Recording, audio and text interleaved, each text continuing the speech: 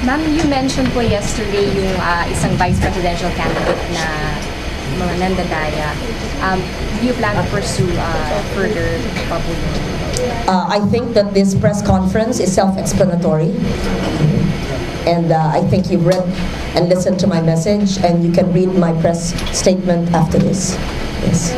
If you want further clarification on the matter.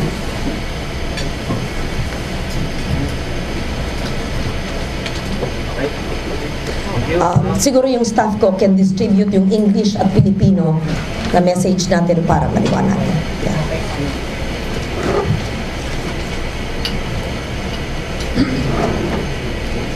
Magiging fiscalizer po ba kayo sa Senate? Gagawin ko ang dapat lang gawin. I will not be obstructionist dahil masyado na tayong naiiwanan bilang bansa. Hindi ko uri ng politika ang away ng away. Dahil nagugutom ang Pilipino, gaya ng sinabi ko, ang ating hamon ay gutom. Kaya, kung kailangan mag-fiscalize dahil may katiwalian at pagkakamali, ay kailangan gawin. Pero hindi lamang yun ang focus ng aking panunungkulan. And really, what drove me and what inspired me to run in this campaign is I really wanted clearly to bring my passion and advocacies on a higher level. And I think I was able to do that. Napansin man nyo o hindi, ang aming climate viewing sa buong NCR, Region 3, Region 4, sa Kabisayaan at feeding missions, medical missions, ako lang siguro kandidatong nagsagawa ng ganon. Maari kong sinave yung perang yon at ibigay sa botante o sa lokal na pamahalaan, pero hindi ko ginawa yun. I gave it to the poor in terms of medical, dental, libreng gupit, climate showing, pakain. Yun ang mahalaga sa akin. I'm very proud of the campaign we waged, which, as I said from the beginning, was a humanitarian mission. And I stood by my promise. You were saying a few weeks ago na ipapaliwanag niyo po after the elections kung ikaw ay manalo o kung ikaw ay manalo. Oh yes. You were saying a win-win situation. I'm glad you asked me. I'm glad you asked me. Remember, palagi ko sinasabi, whether I win or I win. Si Nico nagtatanong, bakit ganun? It's true, I've won. I've won the hearts of the people.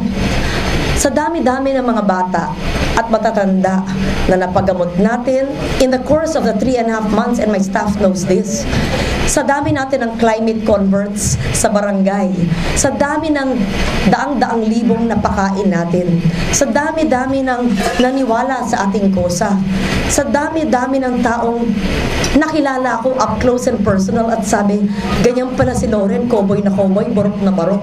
Sa dami ng mga batang na-save natin ang buhay dahil tayo na sa gawa ng ating mga medical missions, how can you lose?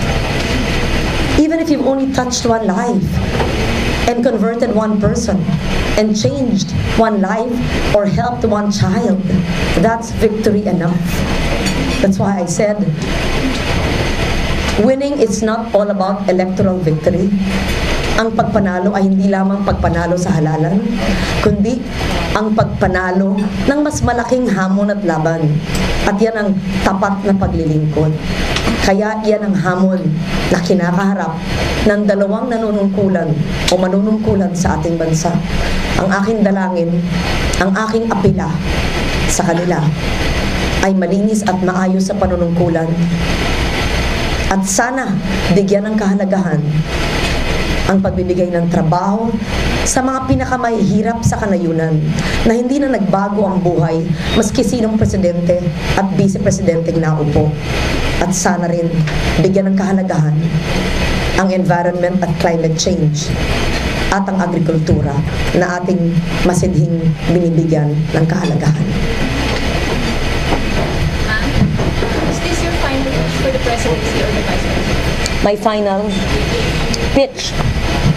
Alam nyo, after 2004, sabi ko ayoko na dahil sa nangyaring pandaraya.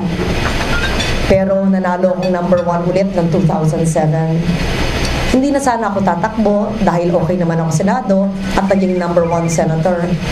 Naaya ako at hiniling ng taong bayan na ako'y maglingkod bilang vice-presidente at tumakbo. Narespeto ko ang desisyon at yan ay demokrasya. Hindi ako makakapagsalita ng tapos dahil pag sinakot ko yan na hindi, baka balikan niyo ako pag biglang matuloy. Ayoko rin magsabing tuloy dahil ako naman ay may isang 3 taong termino pa na dapat tapusin. Kaya ayoko makulayan na ng politika ang aking susunod na 3 buwan, 3 taon sa panunungkulan. I don't want to engage in partisan politics in the Senate. Gusto ko lang talaga maglingkod ng tapat sa susunod na 3 taon sa Senado. But then, you never say never. It's a new beginning. Ma'am, hindi po ba kayo magpapahinga after the campaign? Sabi niyo parang diretso na kayo hearing and back to work. Would you be taking time off? Like, si Senator Villar said he wants to spend more time with his family. Siyempre, I want time with my sons. Lalo na yung aking bunsong anak. Naggabi-gabi. Ang galing-galing magsalita. Saan nakita nyo? Ang galing-galing. Kabarkada na niya si Isko Moreno, at saka si Lani Cayetano, at saka si Louie Locsin, at saka sila lahat ng mga kandidatong lokal. lahat kasi kaya nakakatuwa, ang galing-galing. I want to spend more time with my son, my brothers, my father, etc. Yes, maybe one day rest is enough. Give me 8 hours of sleep, then I'm go again. Because the country's in an ICU situation. Can the poor people wait? Can the hungry people wait? May tungkulin pa rin ako balik bilang senador. At kailangan ko rin alagaan yung mga staff ko na syempre naghirap. So marami pa akong gagawin. Tapos magpapahinga siguro ng 24 oras. Programa mo yun, di ba?